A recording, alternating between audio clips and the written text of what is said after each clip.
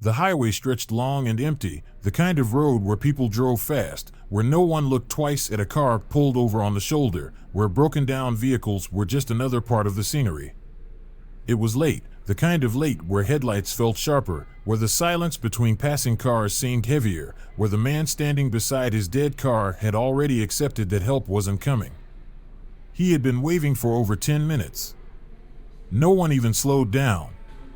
Then, out of nowhere, a car pulled up behind him, slow and steady, its headlights washing over the pavement. The driver's side door opened, and before the man could even process what was happening, Mike Tyson stepped out. "What's up, brother?" Mike asked, his voice calm, his presence solid, like he had all the time in the world. "Need a hand?" For a second, the man just stood there, staring at him, blinking against the reality that out of everyone who could have stopped tonight, it was Mike Tyson. And in that moment, the breakdown didn't feel like the worst thing that had happened to him. It felt like something else entirely. The highway stretched ahead, empty except for the occasional streak of headlights that passed too fast to notice anything beyond their own destination.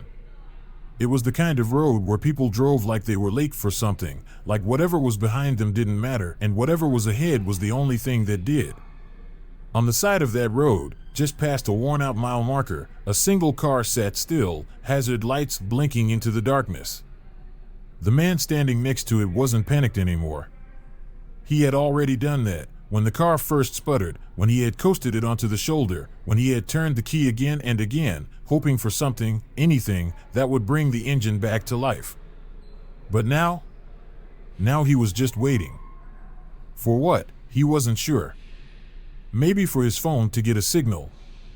Maybe for a random stroke of luck. Maybe for someone, anyone, to slow down and notice. But so far, nobody had. Nobody even tapped the brakes. And the longer he stood there, the more it started to feel like he wasn't even part of the world passing him by. Until a car pulled up behind him. Not fast. Not aggressive. Just steady. The headlights hit his back, casting a long shadow in front of him, and for the first time in over an hour, the man felt something other than frustration. He felt relief. But that was before he saw who had stepped out of the driver's seat. For over an hour, the man had been standing on the side of the road, waving, signaling, watching car after car blur past him like he wasn't even there, like he was nothing more than a forgotten detail in the endless stream of headlights and asphalt, a minor inconvenience in the periphery of a world that was too busy to stop. And after a while, after the 15th, the 20th, the 30th car sped past without even tapping the brakes, he stopped waving altogether, stopped expecting help. Stopped believing that anyone would even slow down, because that's how it always was, wasn't it? People only cared when it was their problem, only looked when it affected them, only stopped when there was something in it for them, and after enough time standing in the cold, under the weight of the blinking red hazard lights that had long since lost their urgency, he had started to accept that nobody was coming, that this was just going to be one of those nights, that he would figure it out alone, like always. Until he wasn't alone anymore. At first, he didn't react when he saw the headlights appearing in the distance, didn't lift his arm, didn't bother to try again, because he had learned his lesson, had already watched too many cars approach at full speed only to vanish into the darkness like he wasn't even there. But then something strange happened, something that sent a jolt through his exhausted system, something that made his heart kick up in his chest before his brain even had time to register why this car was slowing down. It wasn't just another blur in the night, wasn't just another indifferent streak of light cutting through the highway. It was different, deliberate, its tires rolling to a smooth stop just a few feet behind his stalled vehicle, and for the first time all night, he felt something shift, something settle into the air between him and the unknown driver who had just made a decision that nobody else had made. They had stopped. The sound of the engine idling filled the silence, a low, steady hum that felt heavier than it should have, like it was carrying more than just horsepower, like it was holding the weight of something unseen, and for a moment, the man hesitated, suddenly hyper-aware of the fact that he had no idea who was in that car, no idea why they had stopped, no idea if this was the kind of help he had been waiting for or the kind he should have been avoiding, because you never really know, do you? You never know what kind of person is going to step out of that driver's seat, never know if they're stopping out of kindness or curiosity or something worse, and for a split second, he considered backing up, considered keeping his distance, considered that maybe, after all this time hoping for someone to stop, maybe he didn't want them to anymore. Then the door opened, and his entire world tilted.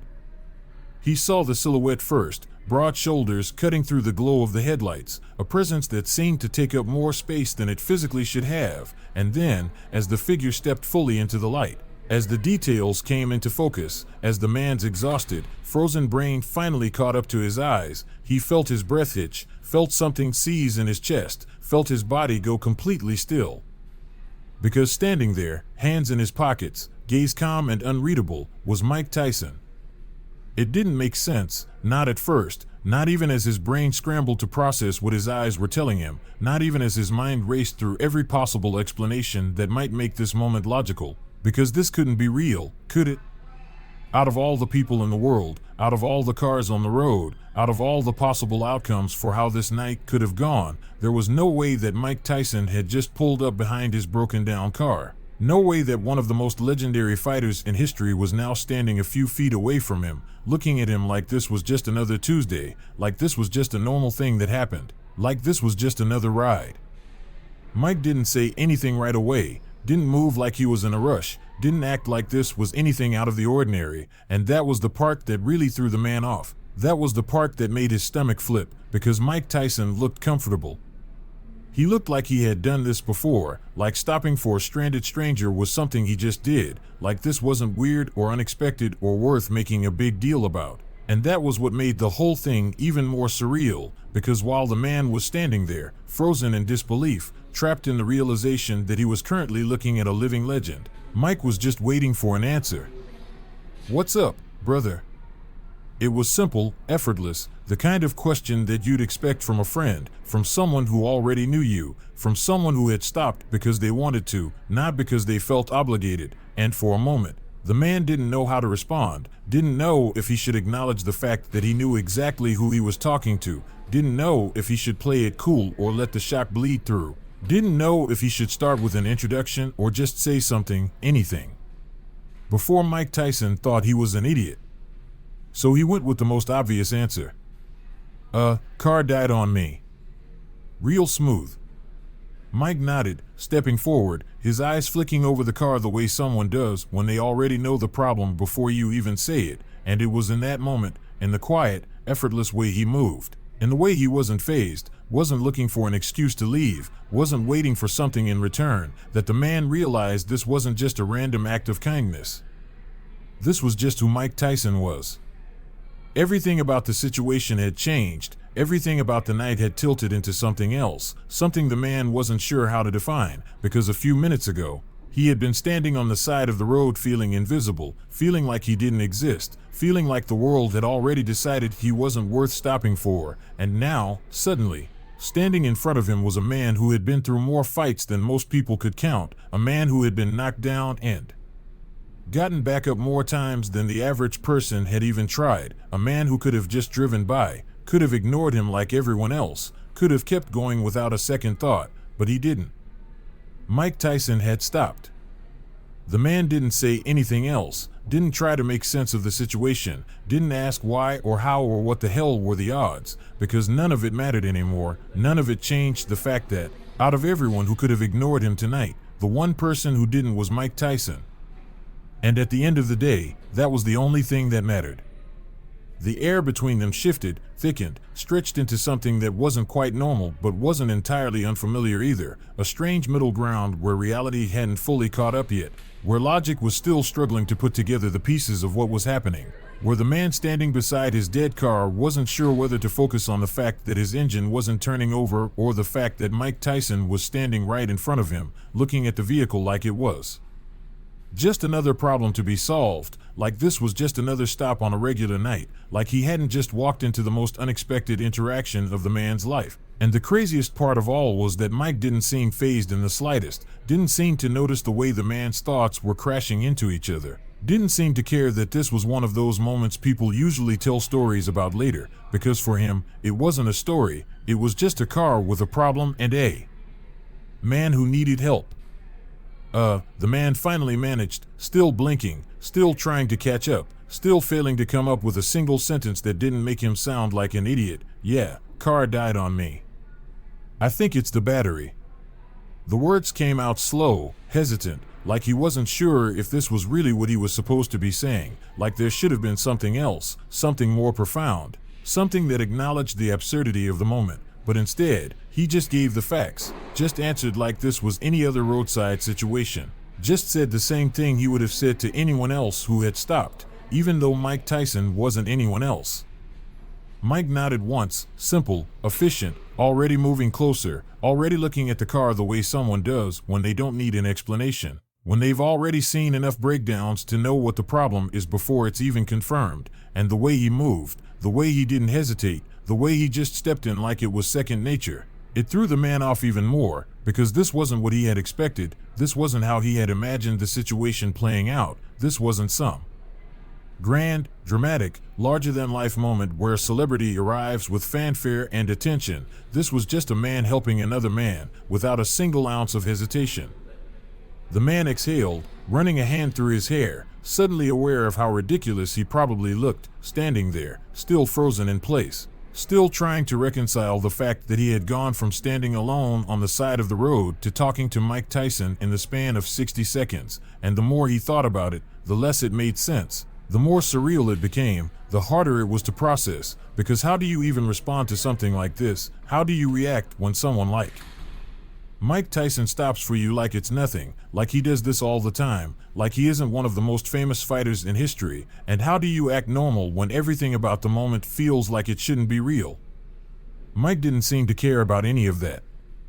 "Pop the hood," he said, his voice calm, steady, completely in control, and the man had no choice but to obey, had no choice but to snap out of his daze and actually do something, because the moment didn't allow for anything else, because Mike had already moved on from the weirdness of it, because there was no room for hesitation when someone like him was already 2 steps ahead. The hood lifted with a groan, revealing an engine that had seen better days, an engine that had carried the man through countless miles without ever giving him a problem until tonight.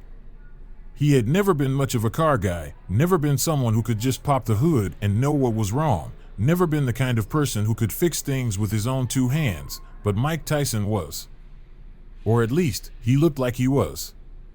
Mike stepped forward, glanced at the battery, reached out and tapped one of the cables like he was confirming something he already knew, and then, just like that, he turned back toward his car. "I got cables." It was simple. Direct. No hesitation. No unnecessary words. Just a fact. The man had spent the last hour feeling invisible, feeling like nobody even saw him, like he was just another person stranded on the side of the road, just another inconvenience in the background of 1,000 passing cars. But now, standing here, watching Mike Tyson pull jumper cables out of his trunk, watching him move like this was just something he did, watching him help without a second thought, without expectation, without needing to be asked, it hit differently. It made the man realize how rare moments like this actually were. It made him realize how often people just keep driving. It made him realize that sometimes, the people you expect the least from end up being the ones who show up. Mike handed him one end of the cables, nodding toward the battery. "Clip that one there," he said, already moving to attach his own side, already setting everything up like he had done this 100 times before, and the man followed his instructions without question, because what else do you do when Mike Tyson tells you how to jumpstart your car? For a moment, they worked in silence, the only sounds coming from the distant hum of passing cars, from the occasional rustle of the wind, from the quiet efficiency of a task being handled without wasted time. And in that silence, something unspoken settled between them, something that didn't need to be acknowledged, something that made the moment feel bigger than just a car problem, because at the end of the day, this wasn't about a battery, it was about the kind of person who stops when no one else does. "Try it now," Mike said, stepping back, arms folding across his chest as he waited, as he watched, as he stood there like the most unexpected roadside mechanic the man had ever seen, and for a second, the man hesitated, almost afraid that turning the key would break the moment, would make it all feel less real, would confirm that this was actually happening, but he pushed the thought aside, climbed into the driver's seat, and turned the key. The engine roared back to life. Just like that. Like nothing had ever been wrong. Like it had never been dead in the first place. Like Mike Tyson hadn't just casually fixed his entire night. The man sat there for a second, hands gripping the steering wheel, listening to the steady purr of the engine, feeling the relief settle into his chest, feeling the exhaustion of the night finally start to fade, and then, slowly, he turned his head, looked out the window, and met Mike's gaze. "Man," he exhaled, shaking his head, "I don't even know how to thank you." Mike smirked slightly, already unhooking the cables, already putting everything back where it belonged, already moving on like this was just another moment in his night. "You don't have to." The man got out of his car, still shaking his head, still not fully believing what had just happened, still trying to figure out how this had become his reality, and when Mike turned toward him, when their eyes met again, the man extended his hand without thinking, because some moments deserve acknowledgement, because some people deserve to know that what they did mattered. Mike shook it. A simple gesture. A quiet understanding. A moment that didn't need words. As Mike stepped back toward his car, as he prepared to leave just as smoothly as he had arrived, the man couldn't help but laugh, a disbelieving, exhausted chuckle that came from somewhere deep in his chest, and then, shaking his head one last time, he said the only thing that made sense. "Man, I still can't believe you were the one who stopped." Mike Tyson smirked. "Yeah," he said, opening his car door. "Me neither." The engine was running now, humming smoothly under the hood like it had never died, like it had never left him stranded, like it had never forced him to stand out in the cold, waving at cars that never even considered slowing down, and yet, even as relief settled in, even as he registered the fact that he was no longer stuck, that he was no longer invisible, that the problem had been solved in the most surreal way possible, the man couldn't move, couldn't immediately shift back into the reality. He had known before this moment, because the truth was, this wasn't just about a car battery, wasn't just about a lucky break, wasn't just about the coincidence of someone stopping, it was about who had stopped. Because Mike Tyson wasn't supposed to be here. And yet, here he was. And somehow, that changed everything. Mike had already started unclipping the cables, working with a kind of effortless efficiency that made it clear he had done this before, that this wasn't new to him, that this wasn't something he needed to think twice about, and that, more than anything, was what stuck with the man, what made this feel even stranger, because there was no hesitation in Mike's movements, no pause. No lingering sense that he had done something extraordinary, no awareness of how completely insane it was that a man who had built his entire life around fighting, around stadiums and lights and crowds, was now standing in the middle of nowhere, in the dark, on the side of a road, jumping a stranger's car like it was the most normal thing in the world. Like this was just who he was. The man wanted to say something, wanted to acknowledge what had just happened, wanted to put into words the sheer impossibility of the moment, but the words didn't come, wouldn't form, didn't feel like enough. Because how do you thank someone for something like this? How do you express gratitude for a moment that you know you're going to be thinking about for the rest of your life? How do you make someone understand that what was just another 5 minutes of their time was going to become one of the most surreal stories you ever told? So he stood there instead, silent, watching as Mike coiled the jumper cables, as he moved like a man who had already moved on, like a man who had never been interested in attention, like a man who had stopped not because he wanted a reaction, but because it was the right thing to do. Mike shut his trunk with a quiet, final click, and that was the moment it really sank in, the moment the man realized that this wasn't a dream, wasn't some glitch in the universe, wasn't something that could be chalked up to a weird coincidence, because if it had been anyone else, if it had been some random guy in a pickup truck, if it had been another driver just passing through, maybe he wouldn't have thought twice about it, maybe he would have gotten back in his car, driven away, told the story a few times before it eventually faded into the background of his life. But this wasn't going anywhere. This was etched in. Because this wasn't just a stranger stopping. This was Mike Tyson. Stopping for him. The man let out a short, breathless laugh, the kind that comes when you don't know what else to do, when the situation is too absurd to process all at once, When you're standing in front of someone who is known around the world but has just done something so fundamentally normal that it makes them feel more human than you ever thought possible, and that was what really got him. What made this moment different, what made it feel like something more than just good luck, it was the humanity in it. Because for all the times he had seen Mike Tyson on a screen, for all the times he had watched the knockouts, the interviews, the intensity, he had never thought about him like this. Never thought about him as a man who would stop on the side of the road, who would pull jumper cables out of his trunk without hesitation, who would do something so simple yet so rare without expecting anything in return. And now, he couldn't think about him any other way. Without thinking, the man extended his hand, not just as a thank you, not just as a reflex, but as something deeper, as something that carried the weight of understanding. Because this wasn't just about getting his car started, wasn't just about fixing a mechanical problem, it was about the moment, about the way one decision, one small act, could shift something inside of you. Mike didn't hesitate. He shook his hand. Firm. Solid. Undeniably real. And for a second, the man felt like he was standing in the ring himself, not as an opponent, not as a fighter, but as someone who had just learned a lesson he wasn't expecting to learn tonight. The man finally found his voice, still shaking his head, still trying to believe what had just happened, still not sure if he would ever find a way to tell this story that would do it justice. Man, he exhaled, I still can't believe you were the one who stopped. Mike smirked, a small, knowing smile, the kind that felt like it carried 100 other stories just like this one, stories nobody would ever hear, stories that didn't need to be told because they weren't about the attention, weren't about the fame, weren't about anything other than the fact that helping is just what you do. Yeah, he said simply, stepping back toward his car. Me neither.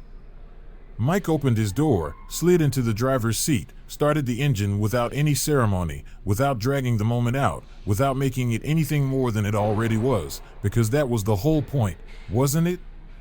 The whole reason this mattered was because it hadn't been a big deal to him, because it hadn't been something out of the ordinary, because this was just who he was, and as his taillights disappeared down the road, as the sound of his engine faded into the night, the man realized that it wasn't just his car that had been restarted tonight, something else had.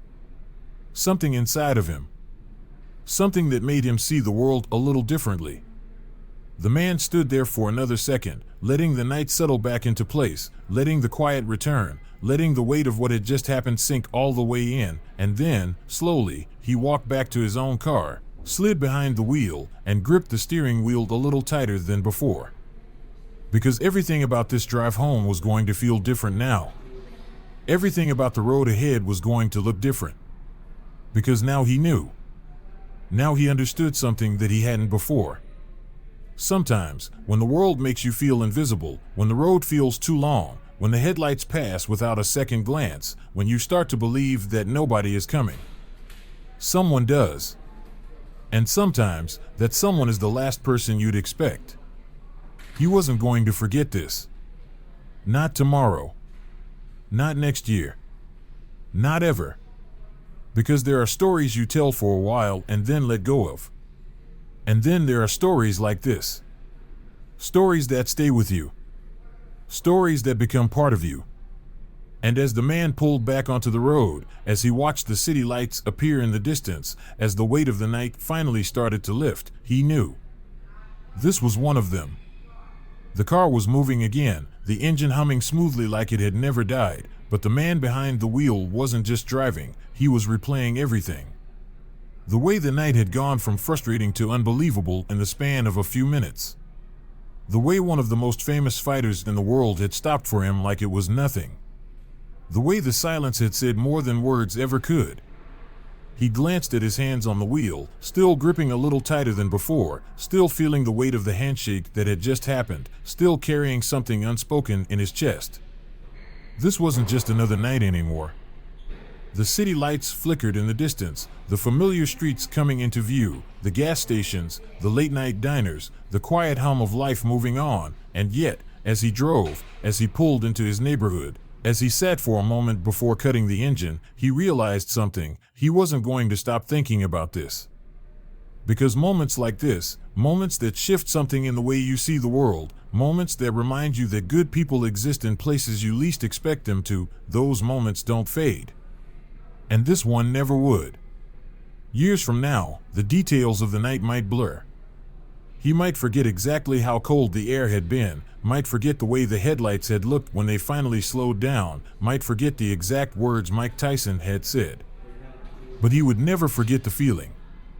The feeling of being seen when he thought nobody was looking. The feeling of knowing that some people, no matter how big they are, never forget what it means to stop for someone else. And every time he told this story, every time he saw a car stranded on the side of the road, every time he thought about whether or not to slow down, he knew. He'd remember.